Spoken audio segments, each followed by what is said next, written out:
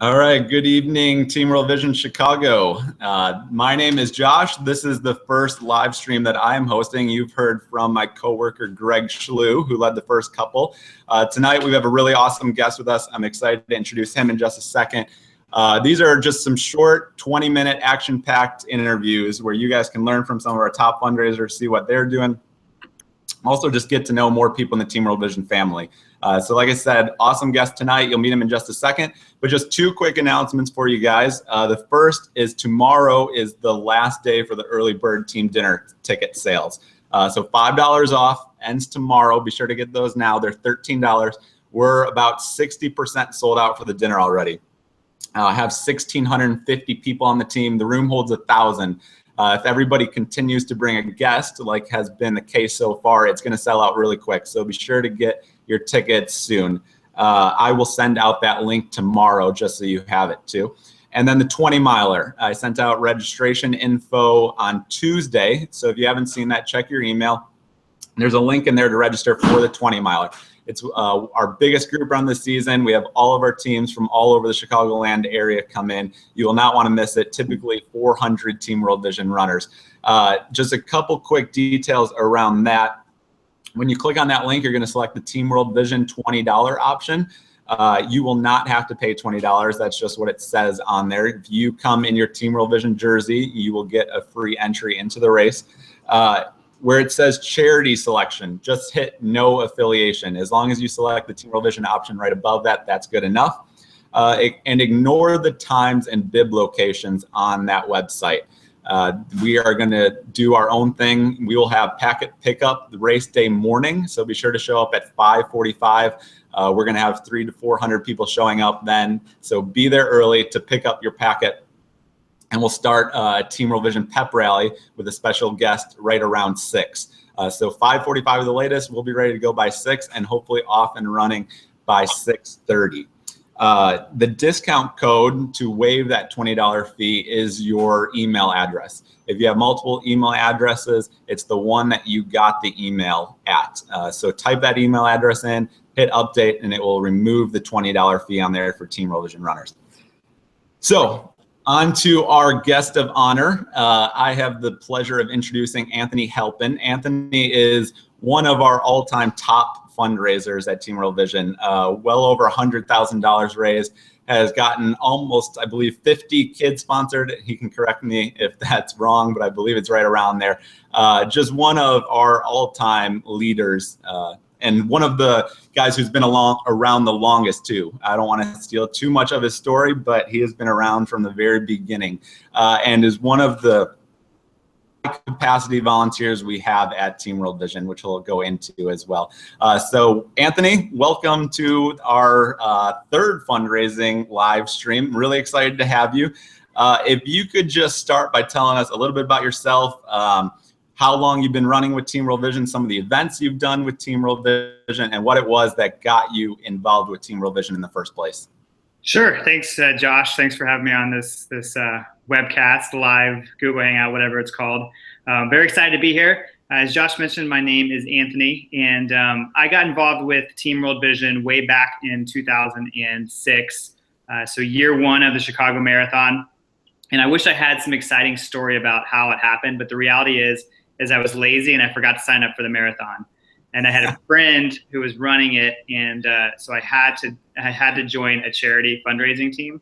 And so I just looked at the charity list, and Team World Vision was on there. And so I just picked Team World Vision and gave him a call, and sure enough, Michael Chitwood answered and gave me a spot on the marathon. And hold on one second, one of my kids left the fridge open, and it's gonna beep if I don't turn it off. Go for it. That's the awesome thing about Team World Vision, guys, is we have people who have found out about it in a variety of different ways. That was the first year, so no one really knew about Team World Vision. But now when we have 1,650 people running the streets of Chicago, when someone new is going to look for a charity, they typically will join Team World Vision just knowing the presence we have out on the streets. But Anthony was one of the originals, so continue on, Anthony. Yeah, so year one was great. I went to the team dinner, and at the team dinner, it was at the basement of a church, and there were definitely not 1,000 seats. There was probably about 50 seats, and I don't think it sold out. But it was a really exciting dinner. And that night, I met Michael Chitwood, and somehow he convinced me to run the Steelhead Half Ironman the next year, which was my first triathlon. So I went from Chicago Marathon to Steelhead, and then I just kept going. So over the last 10 years, last 11 years, I've probably done about 12 or 13 Team World Vision events. I've run the Nairobi Marathon. I've done Comrades, which was exciting this past year, and Hood to Coast now 4 times, which has also been a really fun event. That's awesome. I was fortunate enough to run Comrades with you this past year.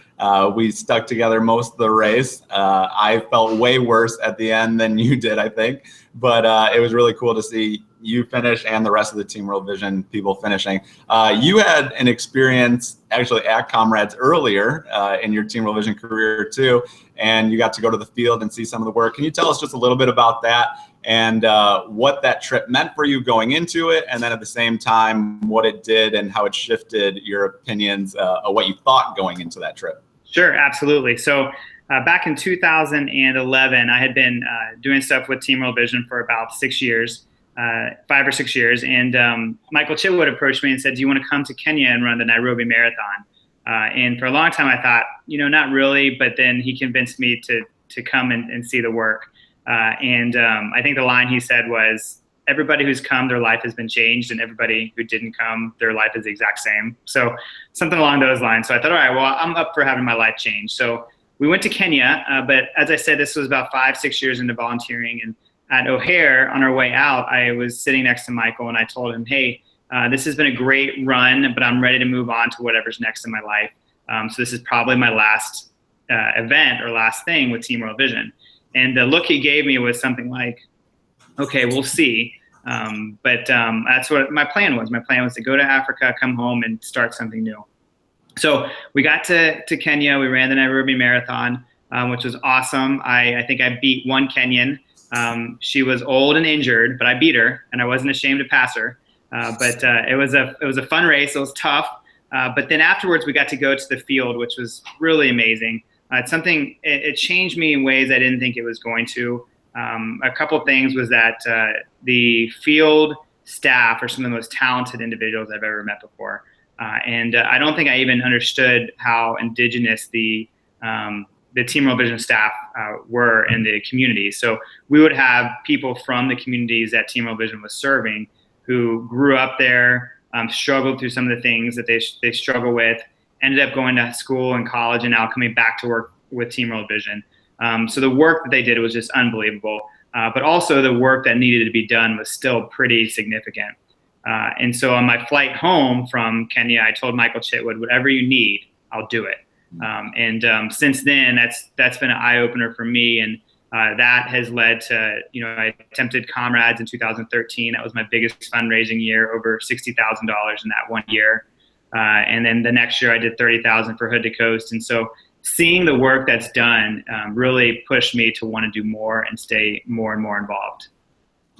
That's great. Yeah, I've had similar experiences. I've gotten to go, excuse me, to the field 3 times. 1 as a volunteer, 2 on staff, and every time you come back from those trips, you're just more fired up than ever to end this clean water crisis. We have had typically 2 to 3 trips go every year. So if that's something you guys are listening to, are interested in, just shoot me an email. We'd love to get you on a trip. You will never be the same when you get back from these. Anthony, you mentioned Hood to Coast. You are now leading that as a volunteer, our only event that is run by a non-staff, which is just absolutely incredible, the amount of time that you have put into that. We have a lot of new people on the call. Can you give us a little insight into what Hood to Coast actually is? Sure. So Hood to Coast is called the mother of all relays. It's a 200-mile relay race from the top of Mount Hood down to the coast in Seaside, Oregon. It's with 12 teammates. You ride in bands of 6, and it literally is a 33-hour party. You're in a van with people, hopefully maybe you don't, and you're just bouncing from leg to leg, running, starting sometime early Friday morning, finishing Saturday afternoon, running through the night. We've had hot years, cold years, hurricane years. We've had everything. So it's a really awesome, fun event. The money is raised, specifically goes to South Sudan because we partnered with Lopez Lamong, who is a former U.S. Olympian and a lost boy of Sudan. If you want to read an inspirational story, pick up Running for My Life, and that will really charge you up to want to continue to do more. So Hood to Coast is literally, I say, next to going to the field, the best event that Team World Vision puts on.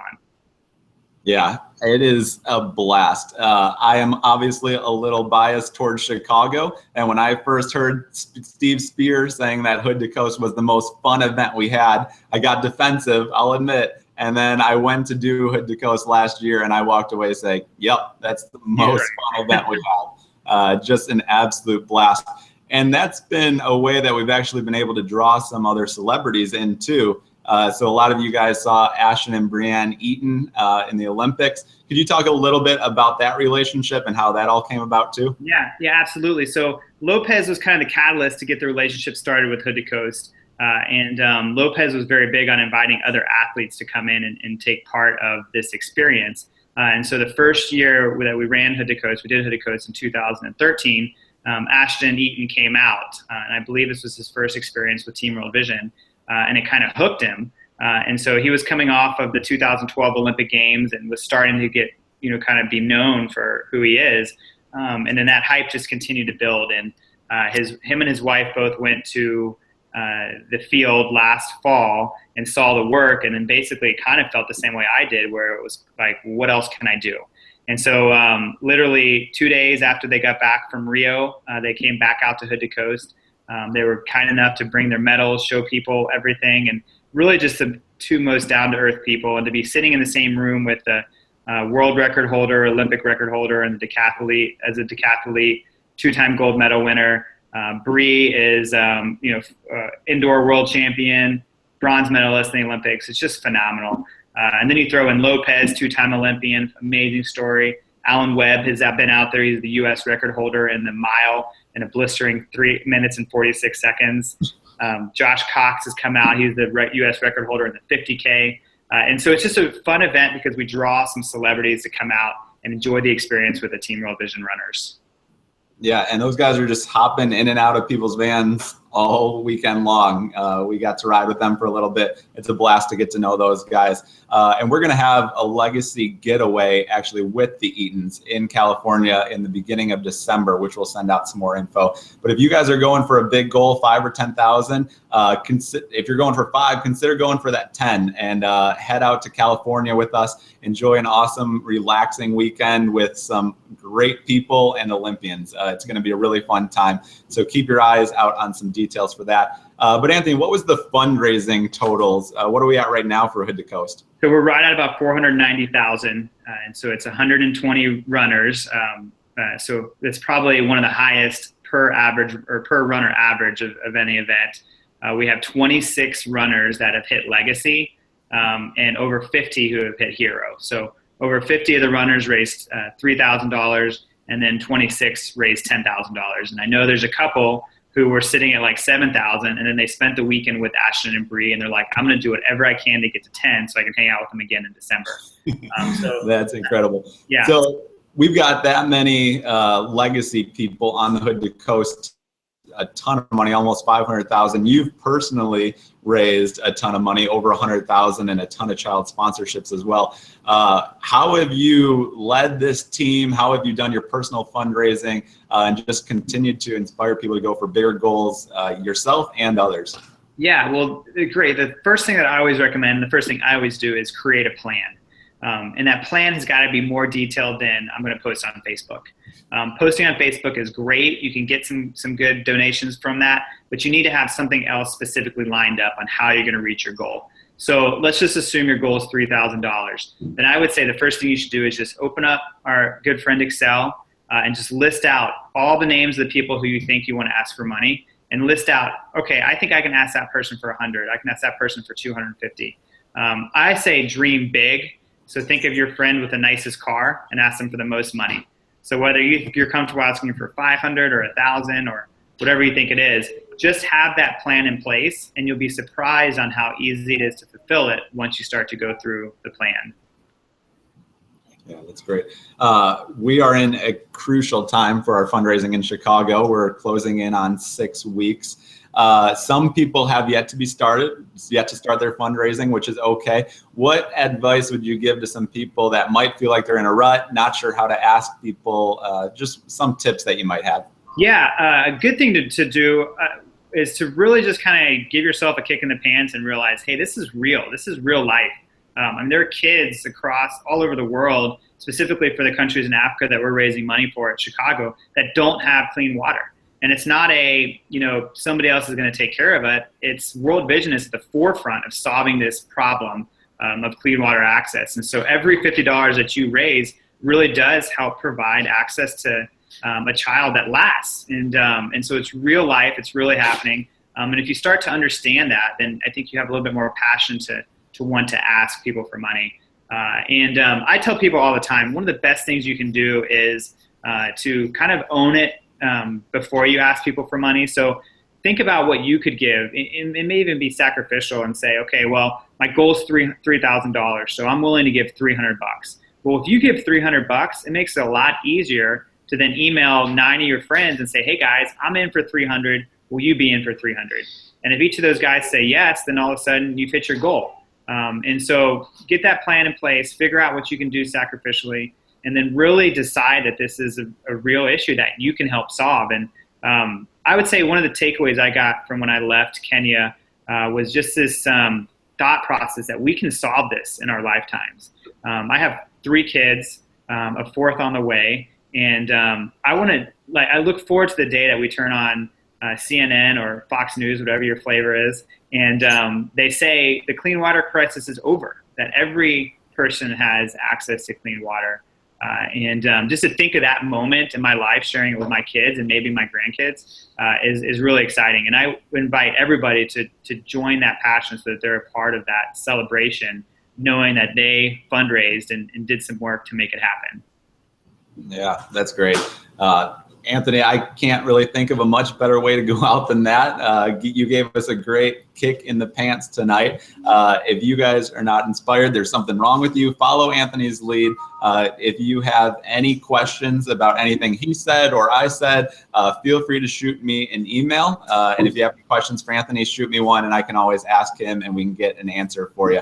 But Anthony, so great to have you. Thanks for taking some time out of your busy schedule. I see your kids there in the background. Yeah. Tell them hello and enjoy the rest of your night. Thanks, Josh. Everybody, good luck at the marathon and enjoy it and hit those fundraising goals. And I hope to see you in California. Yeah, let's do it. All right. See ya.